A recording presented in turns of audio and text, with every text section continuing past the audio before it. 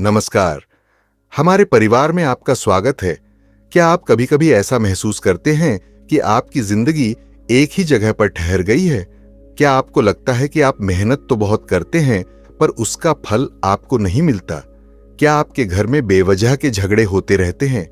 क्या आपका मन हमेशा अशांत रहता है? एक अनजाना सा डर आपको घिरे रहता है? अगर इनमें से किसी भी सवाल का जवाब हां है, तो आज का यह वीडियो आपके लिए है। आज मैं आपको एक ऐसा रहस्य बताने जा रहा हूं जो आपके जीवन की दिशा बदल सकता है। एक ऐसा प्राचीन और शक्तिशाली उपाय जो हमारी नजरों के सामने होते हुए भी हमसे छिपा हुआ है।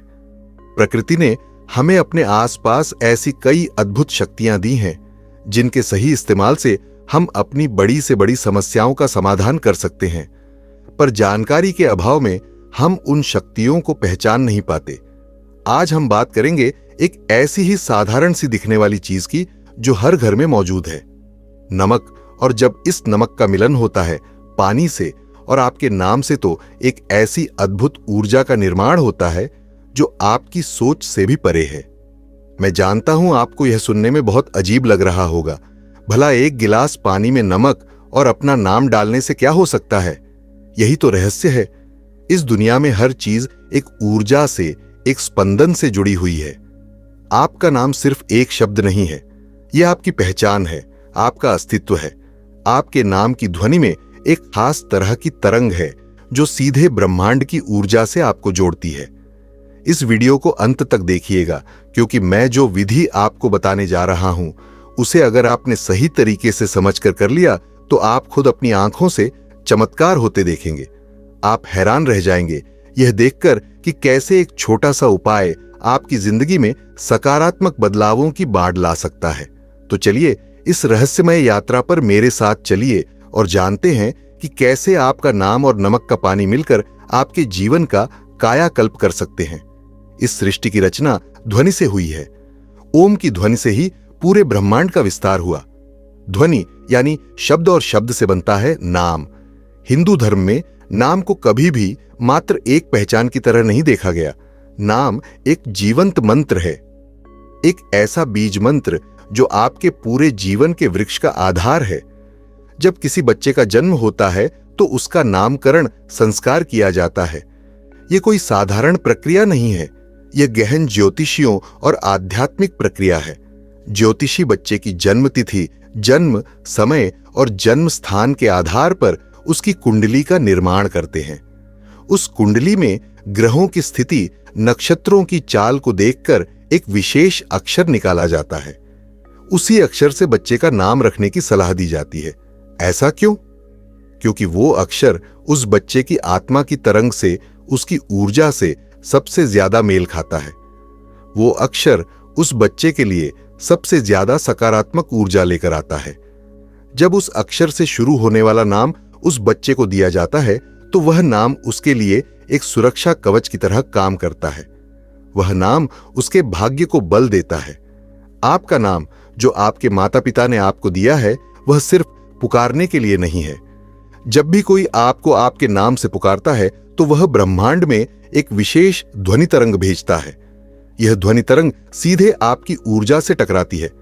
अगर आपके आसपास सकारात्मक लोग हैं जो आपका भला चाहते हैं, तो उनकी पुकार आपके लिए आशीर्वाद का काम करती है। लेकिन अगर आपके आसपास नकारात्मक लोग हैं जो आपसे ईर्ष्या करते हैं, आपका बुरा चाहते हैं, तो उनकी पुकार, उनकी ध्वनि तरंग आपके ऊर्जा क्षेत्र को, आपके आभा मंडल को दूषित करती है। आपने महसूस किया होगा, कभी कभी किसी से मिलकर या किसी से बात करके आपका मन एकदम से भारी हो जाता है। आपको बिना किसी कारण के घबराहट होने लगती है। ऐसा इसलिए होता है क्योंकि उस व्यक्ति की नकारात्मक ऊर्जा आपके आभा मंडल में प्रवेश कर जाती है। और इस ऊर्जा के प्रवेश का सबसे आसान रास्ता होता है आपका नाम। सिर्फ दूसरों की ही नहीं, हमारी खुद की सोच, हमारे खुद के कर्म भी हमारे नाम से जुड़ी ऊर्जा को प्रभावित करते हैं। जब हम लगातार चिंता करते हैं, डरते हैं, क्रोध करते हैं, तो हम खुद अपने नाम की सकारात्मक ऊर्जा को कमजोर कर देते हैं। हमारे नाम का स्पंदन नकारात्मक होने लगता है, और जब नाम की ऊर्जा ही नकारात्मक हो जाए तो जीवन में सकारात्मक चीजें कैसे आकर्षित होंगी? यह नाम आपके हर कर्म का साक्षी है। यह आपके हर विचार से जुड़ा है। आपके हर सुख में, हर दुख में यह नाम आपके साथ रहा है। आपके पूर्वजों का आशीर्वाद भी आपके कुल नाम के जरिए आपसे जुड़ा है। आपके नाम ने आपकी सारी स्मृतियों को, सारे अनुभवों को अपने अंदर सोख रखा है। चाहे वह अच्छे अनुभव हो या बुरे, समय के साथ जीवन की कठिनाइयों, लोगों की बुरी नजर और हमारी खुद की नकारात्मकता के कारण हमारे नाम से जुड़ी ऊर्जा पर एक मैल की परत चढ़ जाती है। यह एक अदृश्य परत होती है जो हमें दिखाई नहीं देती, पर यह हमारे जीवन के हर पहलू पर अपना गहरा असर डालती है। यह परत हमारे भाग्य को रोक देती है। यह अच्छे अवसरों को हम तक पहुंचने नहीं देती। यह रिश्तों में कड़वाहट घुल देती है।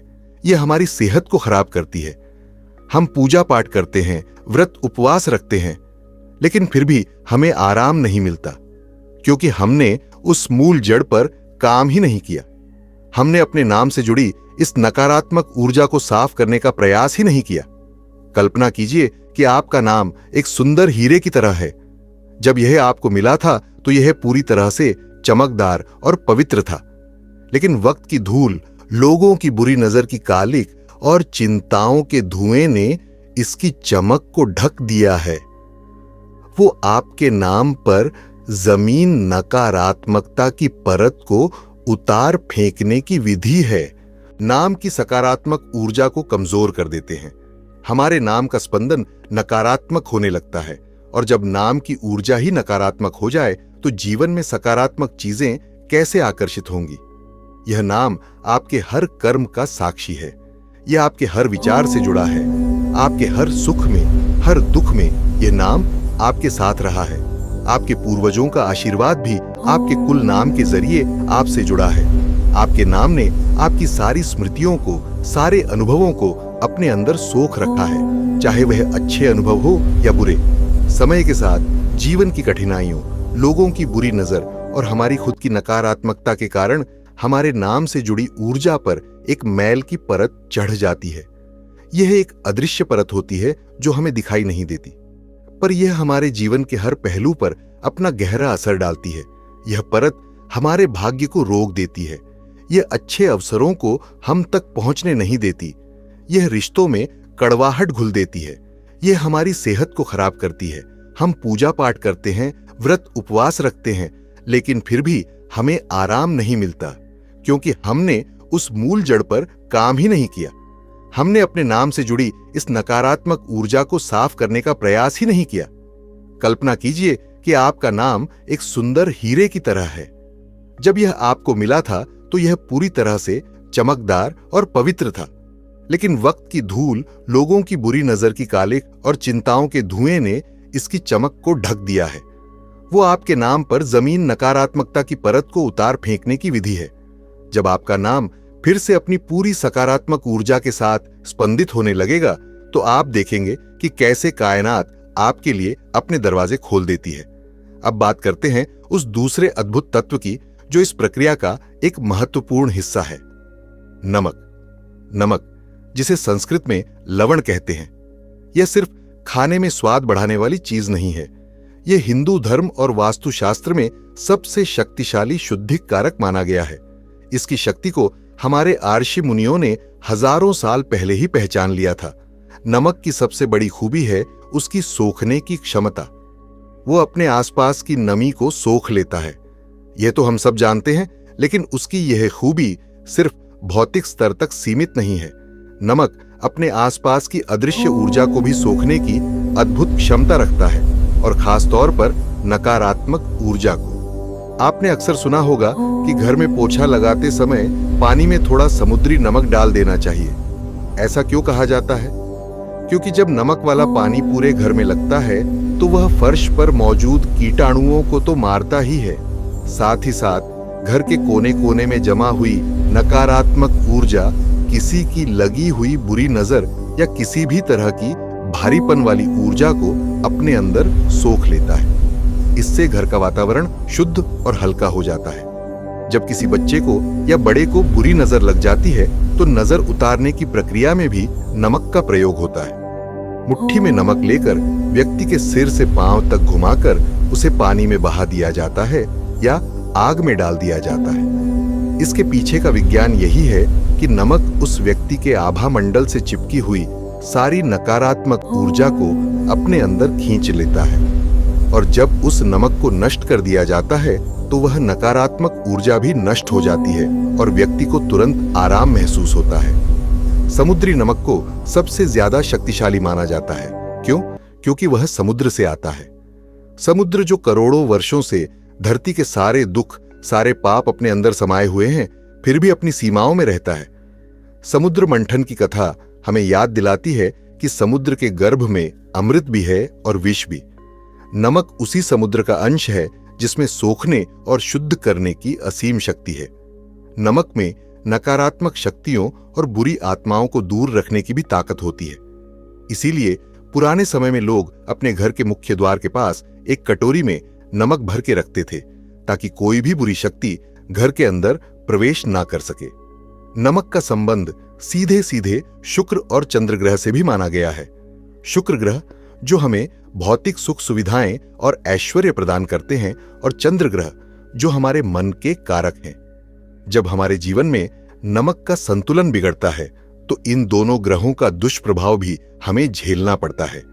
मन अशांत रहने लगता है और जीवन में धन की कमी होने लगती है। नमक की यह जो सोखने की शक्ति है, यह अद्भुत है। यह एक स्पंज की तरह है जो सिर्फ नकारात्मकता को ही सोखता है।